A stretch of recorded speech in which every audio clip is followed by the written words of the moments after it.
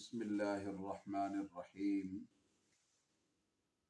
یا ایہا الذین آمنوا کتب علیکم الصیام کما کتب علی الذین من قبلکم لعلکم تتقون صدق اللہ العظیم۔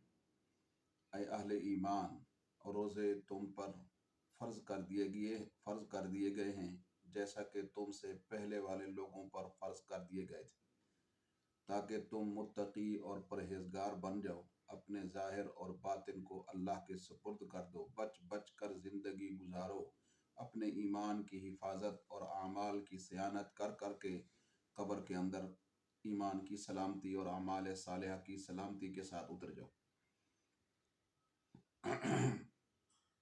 روزہ دین اسلام کے ارکان میں سے ایک بنیادی رکن ہے، تیسرا اہم بڑا فرض ہے، جس کا فرض ہونا قرآن، سنت، اجماع امت اور عقل و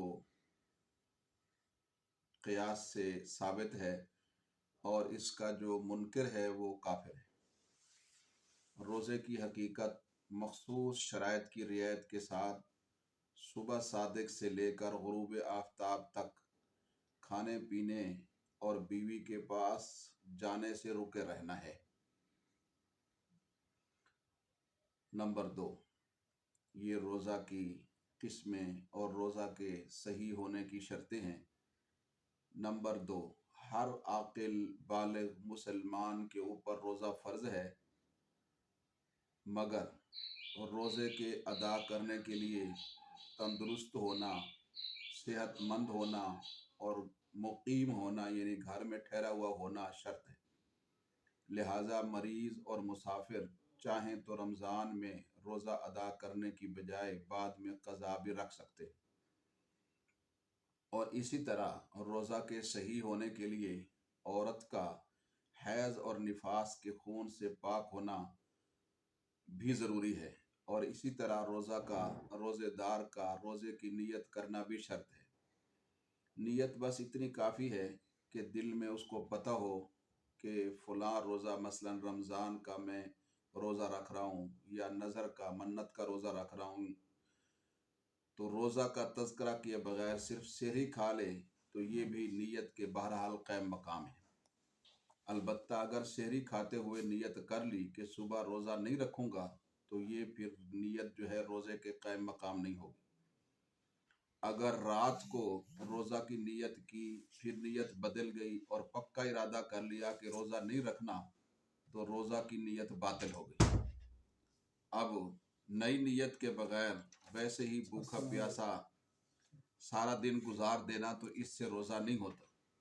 اگر روزہ رکھنے کے بعد دل میں توڑنے کی نیت کر لی تو روزہ نہیں ٹوٹے گا جب تک کہ کوئی بات روزہ توڑنے والی اس سے صادر نہ ہو، کھانا پینا وغیرہ۔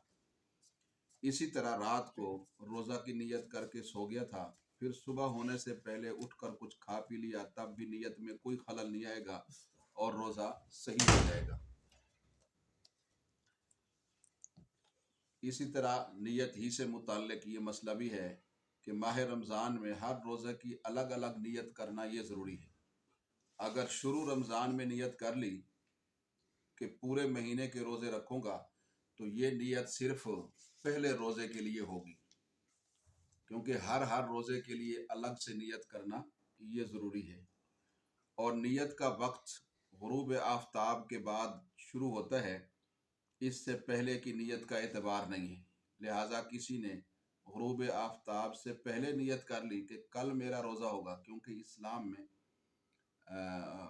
رمضان المبارک کے حوالے سے یا دیگر عبادات کے حوالے سے حج کے حوالے سے چاند کی تاریخ کا اعتبار کیا گیا ہے، اور چاند کی تاریخ جو ہے وہ غروب آفتاب کے ساتھ ہی شروع ہو جاتی ہے۔ جو ہی غروب آفتاب ہوتا ہے اگلا دن گویا شروع ہوتا ہے۔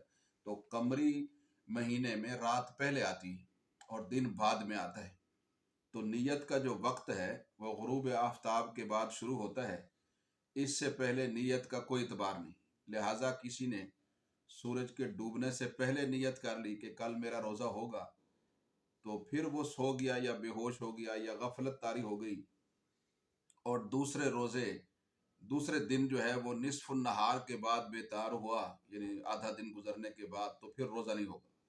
ہاں اگر غروب آفتاب کے بعد نیت کر لیتا تو پھر اس کا بہرحال روزہ درست تھا۔ تو یہ روزے کی نیت اور روزے کی تعریف سے متعلق چند مسائل ہوئے۔ اللہ تعالیٰ رمضان المبارک کو اس کی برکات کے ساتھ صحت سلامتی کے ساتھ ادا کرنے کی گزارنے کی توفیق نصیب فرمائے۔